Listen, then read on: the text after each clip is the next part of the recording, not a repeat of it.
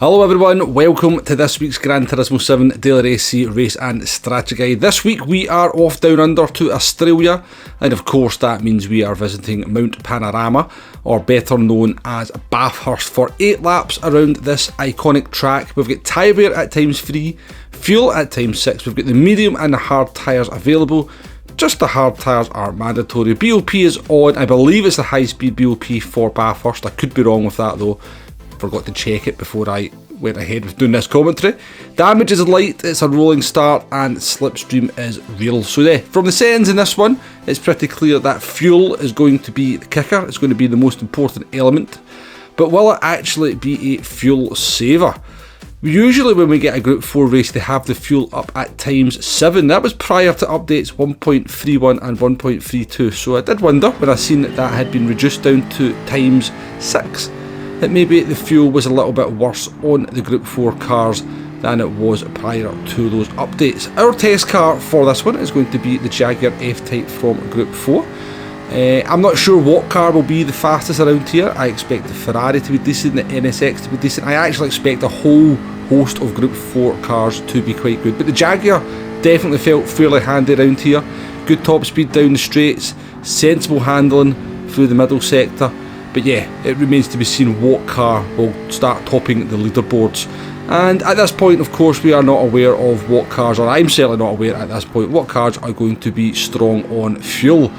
The reality though is it's not going to matter that much. The vast majority of cars in Group 4 are going to be able to negotiate this race, doing a no-stopper with just a little bit of mild fuel saving. There's going to be cars out there that won't have to do any fuel saving whatsoever.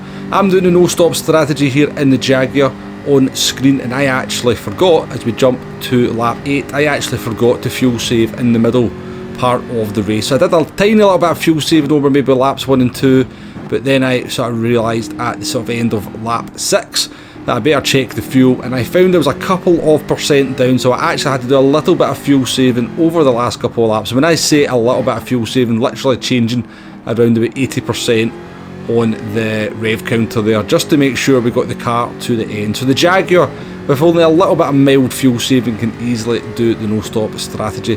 And given that we did our best lap on lap 7 when we're actually doing that fuel saving, it seems to be a car that's quite handy saving that little bit of fuel whilst maintaining some speed. But I think that will be the case for the vast majority of cars.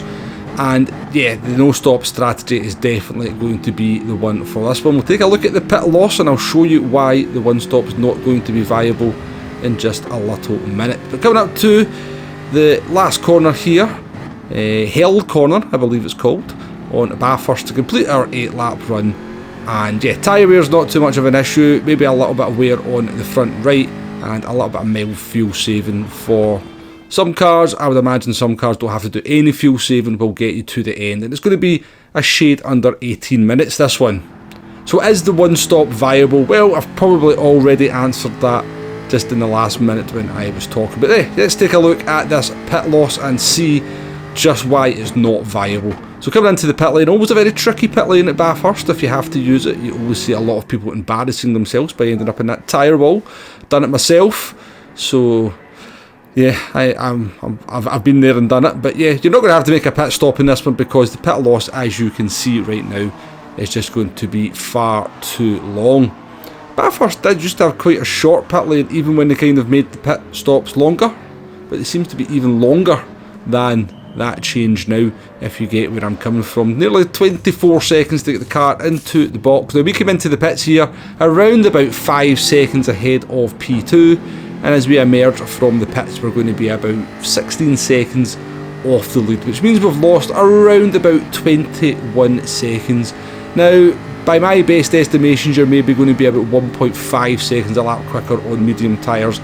You could do 7 laps on the medium tyres, that's what, 10.5 seconds over the hard tyres you're going to gain, and if you maybe kind of count a couple of seconds you're going to be by my estimations around about 8 seconds slower trying to do the one-stop strategy. So just not viable, I'm afraid, just not viable. It's absolutely 100% a no-stopper on the hard tyres with a little bit of fuel saving, or maybe no fuel saving depending on what car you're going to be. Tyre wear is not going to be any much of an issue either. So yeah, a sprint race around Bathurst in the Group 4 cars. A little bit disappointing if you ask me. Very easy to have adjusted these settings just a little bit to make the race a little bit more excited. Even a grid start would have been something to just kind of differentiate this one from the usual fare. The grid start at Bathurst is very close, very tight. Could have made that first lap very hectic, chaotic and good fun, and given the race a little bit of spice, which I think it's definitely going to need. I suspect this one will get a little bit tiresome pretty quickly as the week goes on, but you know, it is what it is. PD just don't seem to want to put the time, the care, the effort into these settings. You know, I seen the settings for this one I knew straight away when I seen the settings that, you know, obviously this was a no-stopper and fuel would not be an issue, because fuel in the previous Group 4 races was at ×7 in order to try and make it a little bit of, or give the race a little bit of character, if you like, in terms of fuel saving. Now I know a lot of people don't like fuel saving, so they're probably quite happy to hear that it's pretty much just a sprint. But yeah, I think far too many of the races in Daily Race C at the moment are conforming to this no-stop sprint, and it's getting a little bit annoying if you ask me. And as I often say, it's not that hard to make the race a little bit more exciting. Inject a little bit of strategy just using those settings. And so again, I just think PD have let us down a little bit. But yeah, let's finish off with a lap guide in the Jaguar F-Type Group 4, coming down towards turn 1, I believe it's called Murray's Corner. So in between the 50 and 100 metre board, now there is a photographer up there in a green jacket, so just before that, or is what I kind of use as my braking reference into turn 1. It's a tricky corner. I mean, it doesn't look particularly tricky, but there's a lot of time to be gained there if you get it right, because you then have that run all the way down, I believe this is the mountain straight down into turn 2. So yeah, more speed you carry at turn 1, the more speed you'll carry down this straight. So you're looking for the 100 metre board, or that piece of tarmac on the left hand side as your reference point for turn 2. Get the car in towards the curb, as a little bit of camber there will help the car round. Do be careful of not really touching the curb too much though, because it can cause the car to get a little bit of overspin. So this is the run up the mountain now, or in towards the mountain, and cut that wee corner there. You should be full throttle there, get the car nice and straight, and then brake into that corner there. A little bit of camber on the inside as well will help the car round. You're just feathering the throttle through the vast majority of these corners as we come up to the peak of the mountain. And there's not too much, there's not really any braking required. It's usually just a little bit of a lift off the throttle to get the car turned in.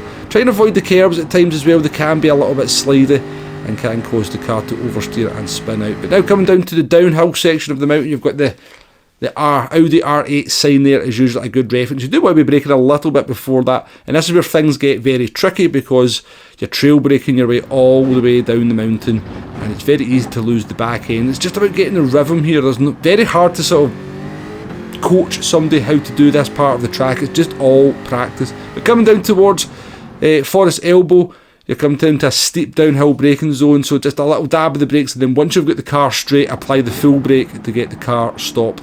Into the apex there, again, very important corner. The faster you get out there, the earlier you get on the throttle. My biggest weakness, to be perfectly honest with you at the moment, is getting on that throttle nice and early, but you're going to carry that speed all the way down the straight here. So coming down the Conrod straight here, best overtaking opportunity on the track as you get the slipstream. It's downhill as well, top end of the car, important. Got the kink here of the chase. Do be careful going through there side by side with another car. Generally tends to lead to disaster. And you're looking for the 150 metre board for your braking reference for the left hander that goes uphill. Try and catch a little bit of curb on the inside and then get on the throttle nice and early. You've got a downhill section down past the pits into hill corner once again, and you're looking for between the 100 metre and the 50 metre board. I think that tree on the right hand side is also a pretty good reference as well.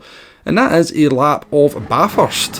Hopefully that's been useful in some way, shape or form. As I said, the settings for this one are a little bit disappointing as far as I'm concerned. And one thing I will add, we have been looking at ABS weak just in some recent videos. Now do be careful, ABS weak on the downhill section of the mountain can be a little bit deadly. So maybe for this race you might want to go back to default if you find yourself losing the rear end too much. You can manage it. I have kind of been using it for the video here, but just something I wanted to point out. But yeah, that's pretty much it for this one. A little bit disappointing, as I said. It could well be a night race this as well.